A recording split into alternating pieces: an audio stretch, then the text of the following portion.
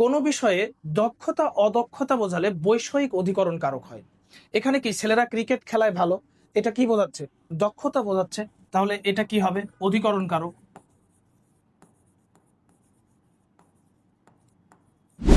খেলার নাম সম্পর্কিত কারকগুলা পরীক্ষায় অনেকাংশে কনফিউজ সৃষ্টি করে শিক্ষার্থীদের মধ্যে।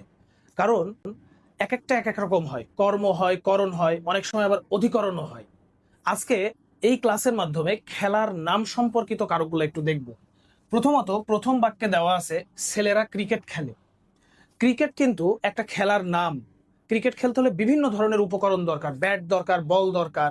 সেক্ষেত্রে এই সরাসরি খেলার নাম হওয়ার কারণে ক্রিকেট হয়ে যাচ্ছে এখানে কর্মকারক।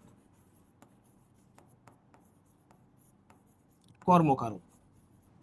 ছেলেরা ক্রিকেট খেলায় ভালো, এটা শিক্ষার্থীরা পরীক্ষায় দেখলে অনেক সময় ভাবতে পারে এটা কর্ম হবে, না হলে করণ হবে। কিন্তু না, এটা অধিকরণ কারক হবে। কেন হলো? কোনো বিষয়ে দক্ষতা অদক্ষতা বোঝালে বৈষয়িক অধিকরণ কারক হয়।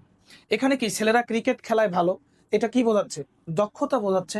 তাহলে এটা কি হবে? অধিকরণ কারক।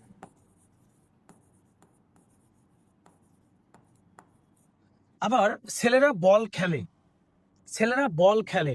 বল কিন্তু সরাসরি খেলার একটা উপকরণ, বল দ্বারা খেলা যায়। তাহলে এখানে ক্রিকেট হয়েছিল কর্মকারক, কারণ ক্রিকেট খেলতে হলে বিভিন্ন ধরনের উপকরণ দরকার।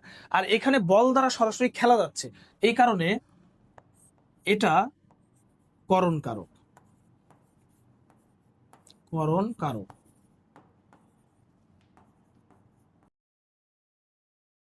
চতুর্থ বাক্যে আছে ছেলেরা বল খেলা দেখে।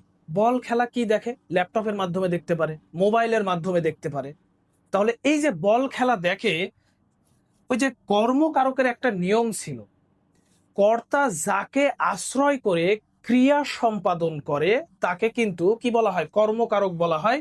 সেক্ষেত্রে এই যে বল খেলা দেখছে ছেলেরা, এটা কর্মকারক হবে। নিঃসন্দেহে এটা কর্মকারক হবে।